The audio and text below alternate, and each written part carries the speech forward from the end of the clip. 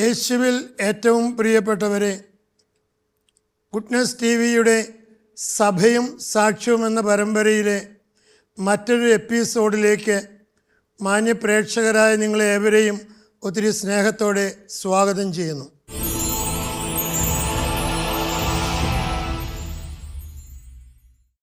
കഴിഞ്ഞ ആഴ്ചയിൽ നമ്മൾ ചർച്ച ചെയ്തുകൊണ്ടിരുന്നത് കത്തോലിക്ക സഭയിൽ രൂപതകളിലും സന്യസ്തരുടെ ഇടയിലും ആതുര സേവന രംഗത്ത് ചെയ്തുകൊണ്ടിരിക്കുന്ന പ്രവർത്തനങ്ങളെക്കുറിച്ചാണ്. നമ്മുടെ ആശുപത്രികളിൽ സ്തുത്യർഹമായ രീതിയിൽ ആതുര സേവനം നടത്തുന്നുണ്ടെന്നും എന്നിരുന്നാൽ തന്നെയും ചിലപ്പോഴൊക്കെ വെല്ലുവിളികൾ നേരിടുന്നെന്നും ഒക്കെ നമ്മൾ കണ്ടു. തുടർന്ന് ഇന്ന് നമ്മൾ ചർച്ച ചെയ്യാൻ ആഗ്രഹിക്കുന്ന കാര്യം സഭയുടെ മറ്റു തലങ്ങളിലുള്ള ഒരുപാട് സേവന രംഗങ്ങളുണ്ട്. അതുമായി ബന്ധപ്പെട്ടാണ് നമ്മൾ കാര്യങ്ങൾ ചർച്ച ചെയ്യുന്നത്. ഇന്ന് നമ്മളോടുകൂടെ ഈ കാര്യങ്ങൾ പങ്കുവയ്ക്കുവാൻ നമ്മുടെ കൂടെയുള്ള സ്നേഹബഹുമാനപ്പെട്ട ഫിലിപ്പ് തയ്യലച്ചനെ നിങ്ങളുടെ ഏവരുടെയും പേരിൽ ഒത്തിരി സ്നേഹത്തോടെ സ്വാഗതം ചെയ്യുന്നു.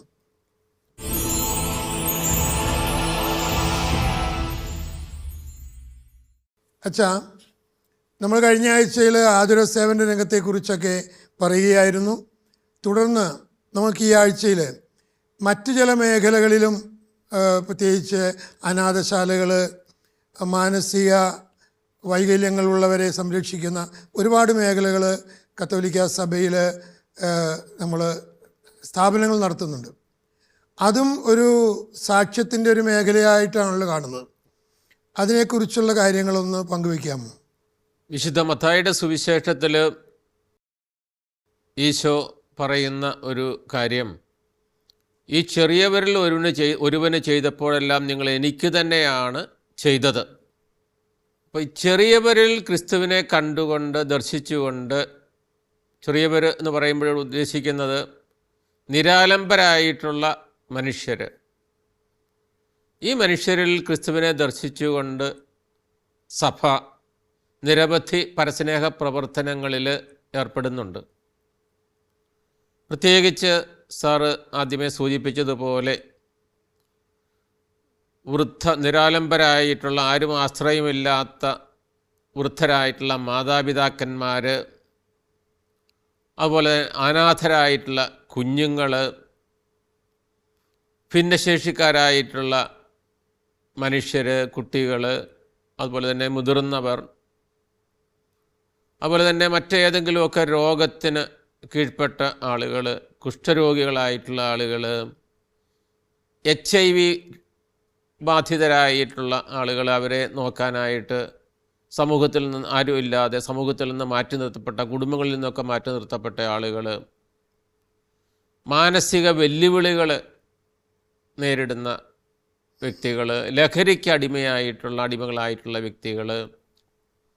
അപ്പോൾ ഇങ്ങനെ പലതരത്തിൽ അരികിലാക്കപ്പെട്ട അല്ലെങ്കിൽ പലതരത്തിൽ പാർശ്വവൽക്കരിക്കപ്പെട്ട വ്യക്തികൾ. അപ്പോൾ ഇങ്ങനെയുള്ളവരെയൊക്കെ സ്വീകരിക്കുന്ന, ഇങ്ങനെയുള്ളവർക്കൊക്കെ ശുശ്രൂഷ ചെയ്യുന്ന ഒരുപാട് സെൻറ്റേഴ്സ് സഭ, കത്തോലിക്ക സഭ നടത്തുന്നുണ്ട്. അത് രൂപതകളുടെ കീഴിലെന്നതിനേക്കാളും കൂടുതലായിട്ട് നടത്തുന്ന സന്യാസ സഭകളുടെ നേതൃത്വത്തിലാണെന്ന് പറഞ്ഞു. അപ്പോൾ ഇവിടെ ശുശ്രൂഷ ചെയ്യുന്ന, അതായത് ഈ ചെറിയവരിൽ ഒരുവന് ചെയ്തപ്പോൾ നിങ്ങൾ എനിക്ക് തന്നെയാണ്. അപ്പോൾ ഇതുവഴിയായിട്ട് ക്രിസ്തുവിൻ്റെ സ്നേഹവും കരുണയും കരുതലും ഒരുപാട് മനുഷ്യരെ അനുഭവിക്കുന്നുണ്ട്, ലോകത്തിന് മുമ്പിൽ വെളിപ്പെടുന്നുമുണ്ട്. അപ്പോൾ ഇതിൽ ഈ പ്രവർത്തനങ്ങളിൽ ആകൃഷ്ടരായിട്ടുള്ള മനുഷ്യർ, വിശ്വാസികളായിട്ടുള്ളവർ, ക്രൈസ്തവ വിശ്വാസികളും അതുപോലെ തന്നെ അക്രൈസ്തവരായിട്ടുള്ള ആളുകളുമൊക്കെ ഇത് അംഗീകരിക്കുകയും അവരെ കഴിയുന്ന വിധത്തിലുള്ള സഹായങ്ങളൊക്കെ ചെയ്യുകയും ചെയ്യുന്നുണ്ടെന്നുള്ളതൊരു യാഥാർത്ഥ്യമാണ് ഒരു കാര്യം. പക്ഷേ നമ്മുടെ ഈ സ്ഥാപനങ്ങളിൽ ശുശ്രൂഷ ചെയ്യുന്ന സമർപ്പിതരായിട്ടുള്ള വ്യക്തികൾ, പ്രത്യേകിച്ച് ബഹുമാനപ്പെട്ട സിസ്റ്റേഴ്സ്, അവരുടെ സേവനം മറ്റ് മേഖലകളിലുള്ള, പ്രത്യേകിച്ച് വിദ്യാഭ്യാസ സ്ഥാപനങ്ങളിലൊക്കെ ഉപരിയായിട്ടുള്ള വലിയൊരു സേവനമാണ് കൊടുക്കുന്നത്. നിരാലംബരായിട്ടുള്ള ആളുകൾ, ആരും ഇല്ല, അപ്പോൾ അവരെ സഹായിക്കുക എന്ന് പറയുന്നത് അവരെ സ്വന്തമായിട്ട് സ്വീകരിക്കുക എന്നുള്ളൊരു കാര്യമാണ്. ഇതൊരു റെമ്യൂണറേഷൻ, പ്രതിഫലേച്ഛ കൂടാതെയുള്ള റെമ്യൂണറേഷൻ ലഭിക്കുമെന്നുള്ള ഒരു ചിന്തയിലോ ഒന്നുമല്ല, ഒരു പ്രതിഫലവും ഇല്ല എന്നുള്ളതാണ്. ഇങ്ങനെയുള്ള ശുശ്രൂഷ മേഖലയിലൊക്കെ ശുശ്രൂഷ ചെയ്യുന്നത് ഒരിക്കലും ഒരു പ്രതിഫലവും എന്ന് പറഞ്ഞാൽ സാമ്പത്തികമായിട്ടുള്ള ഒരു പ്രതിഫലവും കിട്ടുന്നില്ല. മറിച്ച് ഈ പ്രതിഫലം കിട്ടുന്നതെന്ന് പറയുന്നത് ദൈവത്തിൽ നിന്നുള്ള ഒരു പ്രതിഫലം മാത്രമാണ് കിട്ടുന്നത്. പിന്നെ ഒരു സംതൃപ്തി കിട്ടും. എൻ്റെ ശുശ്രൂഷ വഴിയായിട്ട് എനിക്കൊരല്പമെങ്കിലും ഈ വ്യക്തിക്ക് വേണ്ടിയിട്ട് ചെയ്യാനായിട്ട് സാധിക്കുന്നുണ്ടോ എന്നുള്ളൊരു കാര്യമാണ്. അപ്പോൾ അതൊരു വലിയൊരു കാര്യമാണ്. പ്രത്യേകിച്ച് ഒരു കാര്യം നമ്മൾ നോക്കുമ്പോഴേ, അതായത് മാനസിക വളർച്ചയില്ലാത്ത, മാനസിക വെല്ലുവിളികൾ നേരിടുന്ന ഒരു കാര്യം പറയുകയാണെന്നേക്കും അവർക്ക് അവരുടെ ജീവിതത്തിൻ്റെ കൺട്രോൾ അവർക്കല്ല എന്നുള്ളവരാണ്. അപ്പം പറയുന്നത് മനസ്സിലാകുകയില്ല. അങ്ങനെയുള്ള ആൾക്കാരുടെ ഇടയിൽ ജോലി ചെയ്യണമെന്നുണ്ടെങ്കിൽ എന്തുമാത്രം സഹിഷ്ണുത വേണമെന്നാണ് വിചാരിക്കുകയാണ്. അച്ഛന്മാരും അങ്ങനെയുള്ളവർ. ഞാനൊരു കുറച്ച് നാൾ ഒരു 2 വർഷക്കാലം എന്ന് പറയുന്ന അങ്ങനെ ഒരു സ്ഥാപനത്തിൽ താമസിച്ചുകൊണ്ട് ഞങ്ങൾ തന്നെ വേറൊരു സ്ഥാപനത്തിൽ ശുശ്രൂഷ ചെയ്യുമായിരുന്നു. അങ്ങനെയെന്ന് പറഞ്ഞാൽ മാനസിക വെല്ലുവിളികൾ നേരിടുന്ന ആളുകളുടെ വാസ്തവത്തിൽ അതിന് അസാമാന്യമായിട്ടുള്ള ഒരു ഒരു ഒരു ഒരു സിദ്ധി, ഒരു കാരിസം കിട്ടിയെങ്കിൽ മാത്രമേ അങ്ങനെയുള്ള ആളുകളുടെ ഇടയിൽ ശുശ്രൂഷ ചെയ്യാനായിട്ട് പറ്റൂ എന്നുള്ളതാണ് എനിക്ക് പറയാനുള്ളത്. അപ്പോൾ പ്രത്യേകിച്ച് അതുപോലെ തന്നെ ഭിന്നശേഷിക്കാരായിട്ടുള്ള കുട്ടികൾ, അപ്പോൾ ഇങ്ങനെ ഭിന്നശേഷിക്കാരായിട്ടുള്ള കുട്ടികൾ അവരുടെ ഇടയിൽ ശുശ്രൂഷ ചെയ്യുന്ന പ്രത്യേകിച്ച് ബഹുമാനപ്പെട്ട സിസ്റ്റേഴ്സ് ഈ കുട്ടികളുടെ ശേഷി, അവരുടെ കഴിവ് കണ്ടെത്തുകയും ഈ കഴിവ് അവർ വികസിപ്പിച്ചെടുക്കുകയും അവരെ സ്വന്തം കാലിൽ നിൽക്കത്തക്ക വിധത്തിലുള്ള ഒരു വളർച്ചയിലേക്ക് കൊണ്ടുവരികയൊക്കെ ചെയ്യുന്ന ഓർക്കണം. ഇപ്പോൾ അടുത്ത നാളിൽ ഒരു കൈകളില്ലാത്ത ഒരു കുട്ടിയുടെ കഥ കേട്ടിട്ടുണ്ട്. ഒരു കഥയല്ല, ഒരു കാര്യം കേട്ടിട്ടുണ്ട്. അപ്പോൾ അവരെ ശുശ്രൂഷിച്ച് അവരെ വളർത്തി ആ കുട്ടി തന്നെ ഏറ്റുപറയുന്നൊരു കാര്യമാണ്. അപ്പോൾ അത് സ്വയം പര്യാപ്തതയിലേക്ക് അതിന് വരുന്നു. ആത്മവിശ്വാസം കൊടുത്തു എന്നുള്ളതാണ്. മറ്റാളുകളെ പോലെ ഇന്ന മറ്റു ആളുകൾക്കുള്ളതുപോലെയുള്ള ചില കാര്യങ്ങളില്ല എങ്കിൽ പോലും തനിയെ കാര്യങ്ങൾ നിർവഹിക്കാനായിട്ടും അതുപോലെ തന്നെ ആത്മാഭിമാനത്തോടു കൂടി ജീവിക്കാനായിട്ടും സാധിക്കത്തക്ക വിധത്തിലുള്ള ഒരു തലത്തിലേക്ക് ഉയർത്തി എന്നുള്ളതാണ്. അതൊരു കുട്ടിയുടെ കാര്യം മാത്രമല്ല, മറ്റ് പലരുടെയും കാര്യത്തിലാണ്. അപ്പോൾ അതൊരു വലിയ സേവനമാണ്. എനിക്ക് തോന്നുന്നു ഒരുപക്ഷെ ഈ ഒരു തലങ്ങളിൽ ഈ പ്രത്യേക മേഖലകളിൽ മറ്റ് മതവിഭാഗങ്ങൾ കാര്യമായിട്ട് കടന്നു വന്നിട്ടില്ല എന്നുള്ളതാണ്. അപ്പോൾ അതുപോലെ തന്നെ വ്യക്തികളും ആശുപത്രികളും വിദ്യാഭ്യാസ സ്ഥാപനങ്ങളൊക്കെ നടത്തുന്ന ആളുകൾ പോലും ഇതിലേക്ക് കൈവയ്ക്കാനായിട്ട് അവർക്ക് ഒരു മടിയാണ്. ഒരുപക്ഷെ ഇത്രമാത്രം സമർപ്പണത്തോടുകൂടെ സേവനം ചെയ്യാനായിട്ട് ആളുകളെ കിട്ടാത്തത് കൊണ്ടോ അല്ലെങ്കിൽ ലാഭേച്ഛ ഇവിടെ ഒന്നും കിട്ടാത്തത് കൊണ്ടായിരിക്കാം. അത് സാറ് പറഞ്ഞ കൃത്യമാണ്. അതുപോലെ അതായത് ഇത്രമാത്രം സമർപ്പണത്തോടുകൂടി ജോലി ചെയ്യാനായിട്ട് ശുശ്രൂഷ ചെയ്യാനായിട്ട് ആളുകളില്ല എന്നുള്ളൊരു കാര്യമാണ്. ഒന്ന്, ഇത്രമാത്രം സമർപ്പണത്തോടു കൂടി ചെയ്യുക. ലാഭമില്ല എന്നുള്ളതാണ്. അപ്പോൾ ഇവിടെ നിന്ന് കിട്ടാനായിട്ട് ഉള്ള ഒരു കാര്യം ഇത് രണ്ടും പിന്തിരിപ്പിക്കുന്ന, സാധാരണഗതി പിന്തിരിപ്പിക്കുന്ന. അപ്പോൾ ഈ വെല്ലുവിളി ഏറ്റെടുക്കാനായിട്ട് വ്യക്തികൾ വരുന്നില്ല എന്നുള്ളതാണ്. പക്ഷേ ഒരു കാര്യം നമ്മൾ ഓർക്കേണ്ട ഒരു കാര്യമുണ്ട്. പ്രത്യേകിച്ച് നമ്മളുടെ ഈ കരിസ്മാറ്റിക് പ്രസ്ഥാനമൊക്കെ തുടങ്ങിയതിന് ശേഷം അത് വലിയൊരു സംഭാവനയാണ്. കത്തോലിക്കരായിട്ടുള്ള ക്രൈസ്തവരായിട്ടുള്ള അൽമായർ ഇതുപോലെയുള്ള ഉപവിപ്രവർത്തനങ്ങളിലേക്ക് വരികയും നിരാലംബരായിട്ടുള്ള ഒരുപാട് മനുഷ്യരെ ഈ ഇങ്ങനെയുള്ള വ്യക്തികൾ മറ്റുള്ളവരുടെയും കൂടെ കൂടിയുള്ള സഹായത്താൽ സഹായിച്ച് മുന്നോട്ട് പോവുകയും ചെയ്യുന്നുണ്ട്. നമുക്കറിയാമല്ലോ, ഒരുപാട് സ്ഥാപനങ്ങളുണ്ട്, അൽമായർ നടത്തുന്ന സ്ഥാപനങ്ങൾ തന്നെയുണ്ട് ഇതുപോലെ. ഒരു പ്രതിഫലേച്ഛയും കൂടാതെ ദൈവസ്നേഹത്തെ പ്രതി ഇതിൻ്റെ പിന്നിൽ എന്തുകൊണ്ട് എന്ന് പറയുന്ന ഒരു കാര്യമുണ്ട്. എന്താണിത് ഇതിന് ഒരു വ്യക്തികൾക്ക് സാധിക്കുന്നത്, ക്രൈസ്തവർക്ക് സാധിക്കുന്നത് പറയുമ്പോൾ the love of God compels me എന്നുള്ളതാണ്. ദൈവസ്നേഹം എന്നെ നിർബന്ധിക്കുകയാണ് ആണ്.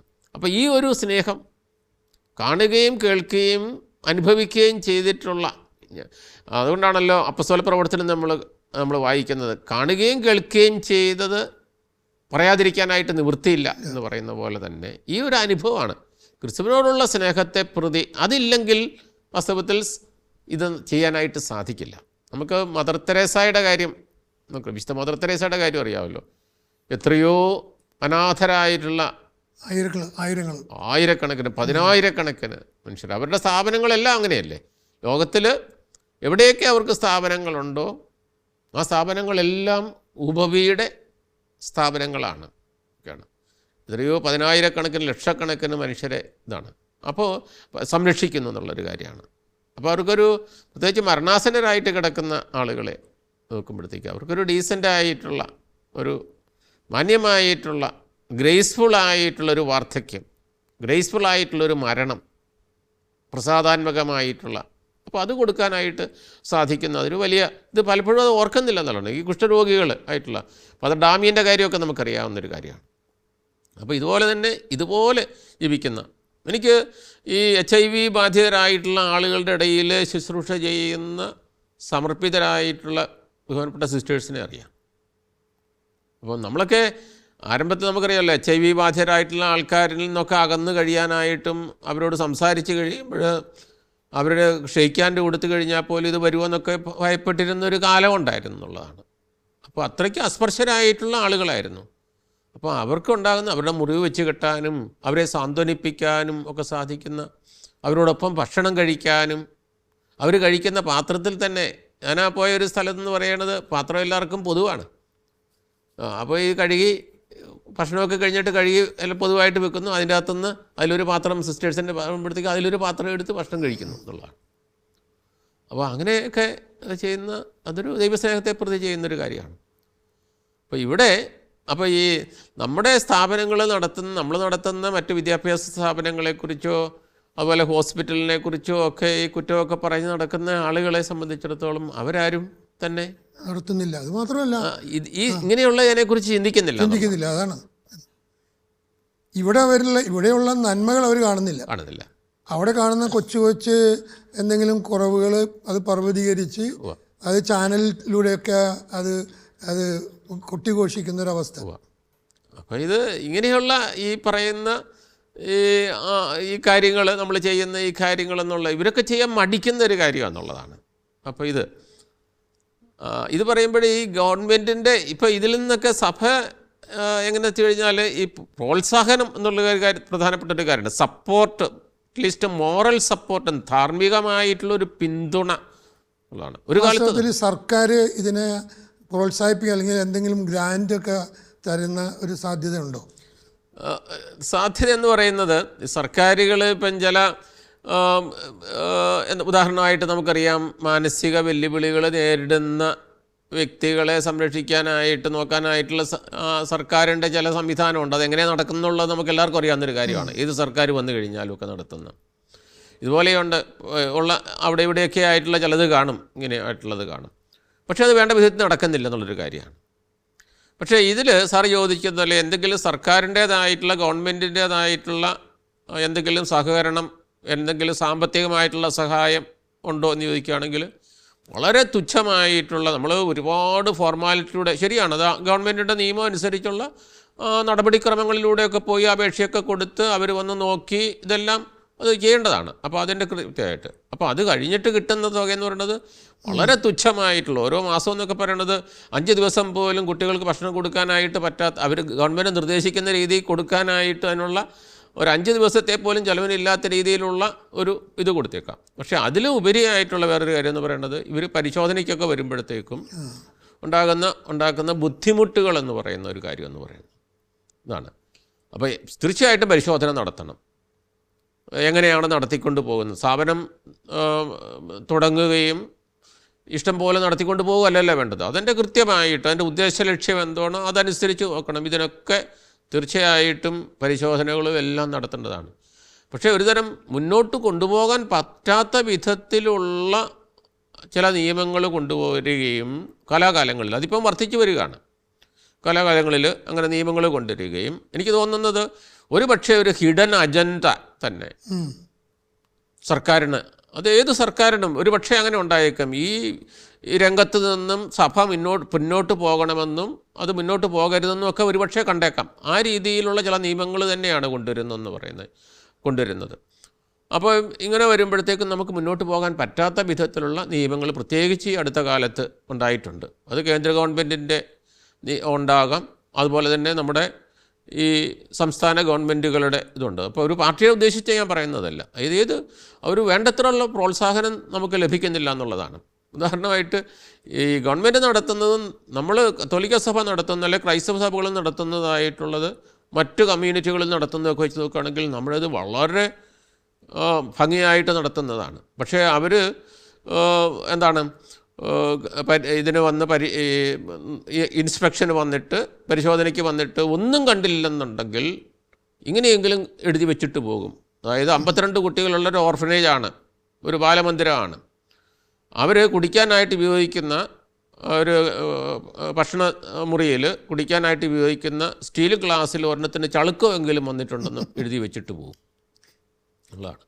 അപ്പോൾ അങ്ങനെ കാണുന്ന അപ്പോൾ അതുകൊണ്ട് സംഭവിക്കുന്നതെന്ന് വെച്ച് കഴിഞ്ഞാൽ ഈ നിയമങ്ങൾ വന്നതുകൊണ്ട് ഇങ്ങനെയുള്ള ഒരുപാട് ബുദ്ധിമുട്ടുകൾ വരുന്നത് കൊണ്ട് ഇവരെന്ത് ചെയ്യുന്നത് വെച്ച് കഴിഞ്ഞാൽ ഇപ്പോൾ ആളുകൾ നമ്മുടെ സഭയിലുള്ള പിന്മാറിക്കൊണ്ടിരിക്കുകയാണ്. പല ഓർഫനേജുകളും ഈ 5-10 കൊല്ലത്തിനിടയ്ക്ക് അടച്ചു പൂട്ടിയിരിക്കുന്നൊരു കാര്യമാണ്. അത് നമ്മുടെ സമൂഹത്തോട് ചെയ്യുന്ന വലിയൊരു അനീതിയാണ്. മുന്നോട്ട് വരാൻ താല്പര്യമുള്ള ആൾക്കാർ.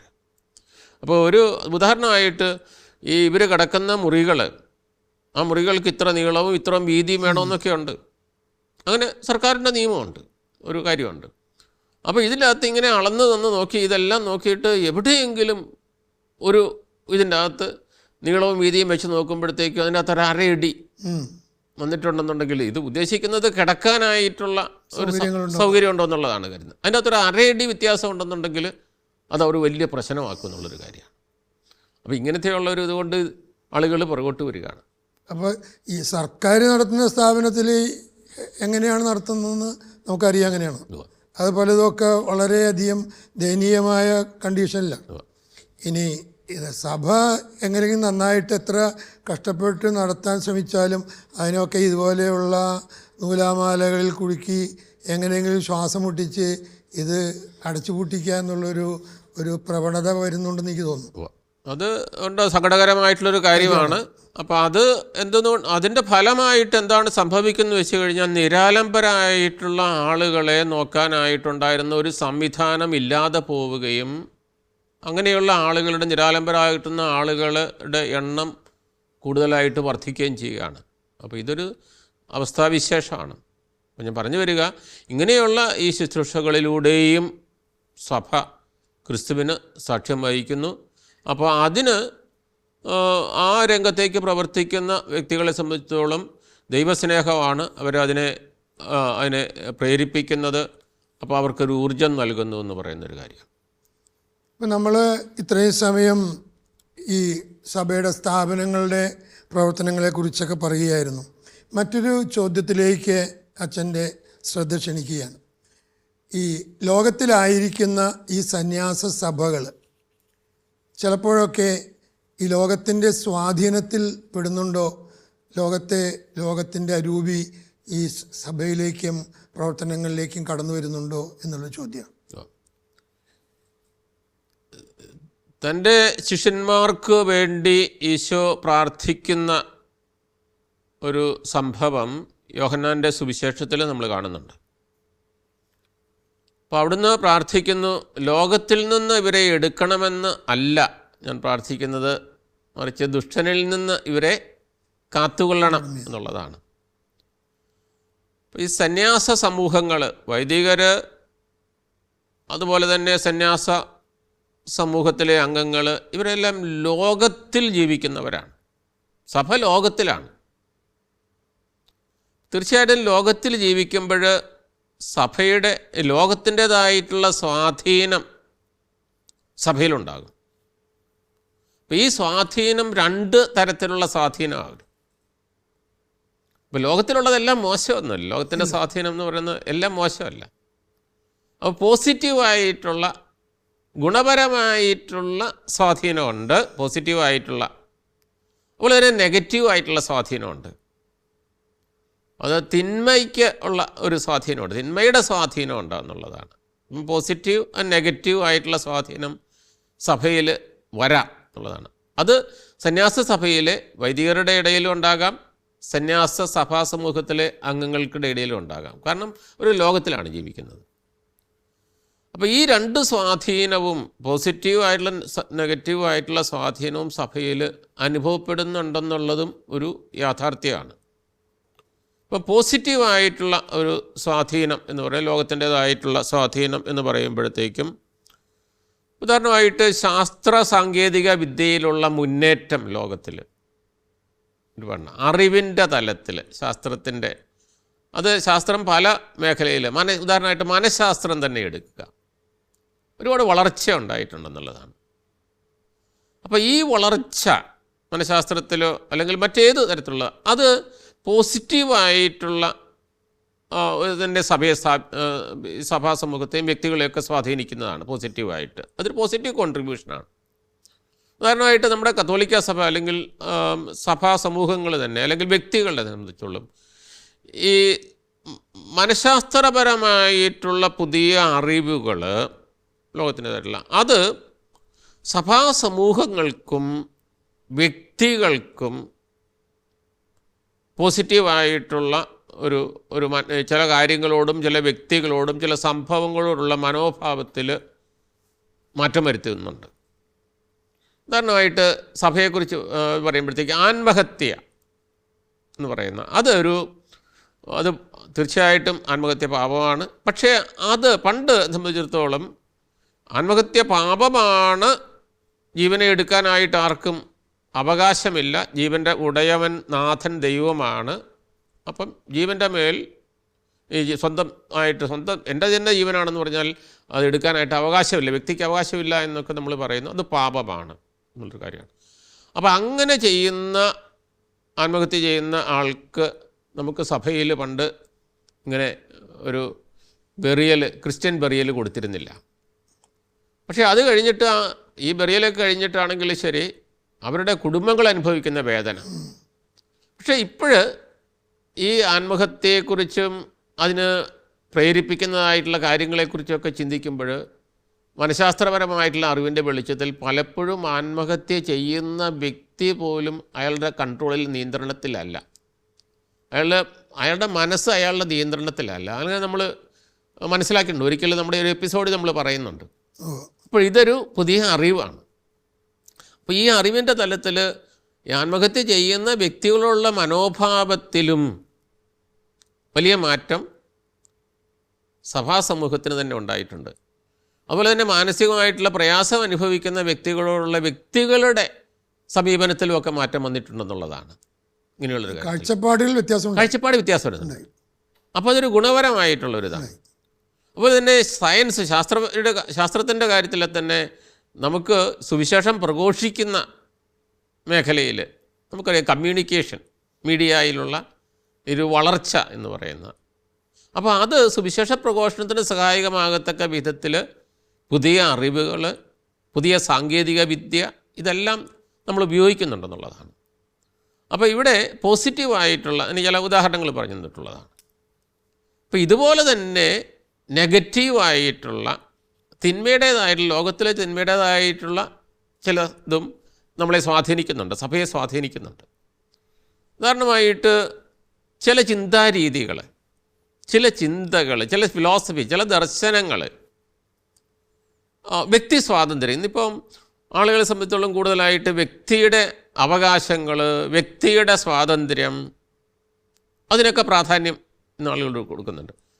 അതുപോലെ ഇൻഡസ്ട്രിയൽ റവല്യൂഷൻ്റെ ഫലമായിട്ട് ഉപഭോഗ സംസ്കാരം ഉണ്ടായിട്ടുണ്ട്. അതായത് വസ്തുക്കൾ എന്തുമാത്രമൊക്കെ അതായത് ആ ഒരു ഉപഭോഗ സംസ്കാരത്തിൻ്റെ അനുസരിച്ച് ആരെങ്കിലും ഇതൊക്കെ എന്തെങ്കിലും പ്രൊഡ്യൂസ് ചെയ്യുന്നുണ്ടെങ്കിൽ അതിനുള്ള എബിലിറ്റി ഉണ്ടെന്നുണ്ടെങ്കിൽ അവന് സ്വീകാര്യത കിട്ടുന്നുള്ളതാണ്, ഉപകാരപ്പെടുന്ന ഒരിത്. എനിക്ക് തോന്നുന്നു എനിക്ക് തോന്നുന്നു ഇത് കുറച്ചുകൂടി ആഴത്തിലേക്ക് ചിന്തിക്കുന്നൊരു കാര്യമായതുകൊണ്ട് എനിക്ക് തോന്നുന്നു തുടർന്ന് അടുത്ത എപ്പിസോഡിൽ നമുക്കത് പങ്കുവെക്കാമെന്ന് തോന്നുന്നു. കാരണം ഈ എപ്പിസോഡ് അവസാനിപ്പിക്കാൻ നമുക്ക് സമയമായി. യേശുവിൽ പ്രിയമുള്ളവരെ, നമ്മൾ ഇത്രയും സമയം ചിന്തിച്ചുകൊണ്ടിരുന്നത് സഭയിലെ ആതുര സേവനവും വിദ്യാഭ്യാസവും മേഖലയ്ക്കപ്പുറം മറ്റ് മതത്തിലോ വ്യക്തികളോ ഒരിക്കലും കൈവയ്ക്കാനായിട്ട് അല്ലെങ്കിൽ ഏർപ്പെടാനായിട്ട് ഒരുമ്പെടാത്ത ചില മേഖലകളിൽ സഭ ഒരുപാട് നന്മകൾ ചെയ്യുന്നുണ്ട്. പാവപ്പെട്ടവർക്ക് അത്താണിയായി തീർന്നിട്ടുണ്ട്. പ്രത്യേകിച്ച് മാനസിക വൈകല്യങ്ങളുള്ളവരെ സംരക്ഷിക്കുന്നതിലും വയോവൃദ്ധരെ സംരക്ഷിക്കുന്നതിലും അങ്ങനെ ഒരുപാട് മേഖലകളിൽ സഭയുടേതായ തനതായ രീതിയിൽ ശുശ്രൂഷ ചെയ്തിട്ടുണ്ട്. അതിനെക്കുറിച്ചുള്ള കാര്യങ്ങളാണ് നമ്മൾ ചർച്ച ചെയ്തുകൊണ്ടിരുന്നത്. അതിലൂടെ സഭ ഈ ലോകത്തിൽ യേശുവിന് സാക്ഷ്യം വഹിക്കുകയായിരുന്നു. നമ്മൾ ഇത്രയും കാര്യങ്ങൾ നമ്മളുമായി ഇത്രയും സമയം ചർച്ച ചെയ്ത സ്നേഹബഹുമാനപ്പെട്ട ഫിലിപ്പ് തയ്യലച്ചനെ നിങ്ങളുടെ ഏവരുടെയും പേരിൽ ഒത്തിരി സ്നേഹത്തോടെ നന്ദി പറയുന്നു. നിങ്ങളുടെ വിലയേറിയ അഭിപ്രായങ്ങളും നിർദ്ദേശങ്ങളും സഭയെ സംബന്ധിച്ചുള്ള നിങ്ങളുടെ സംശയങ്ങളും ഞങ്ങൾക്ക് എഴുതുക. കത്തുകൾ അയക്കേണ്ട വിലാസം: ദ പ്രൊഡ്യൂസർ, സഭയും സാക്ഷ്യവും, witness TV, divine vision complex, Muringoor PO, Chalakudy 680309. മറ്റൊരു എപ്പിസോഡിൽ നമ്മൾ വീണ്ടും കണ്ടുമുട്ടുന്ന പ്രതീക്ഷയോടുകൂടെ നന്ദി, നമസ്കാരം.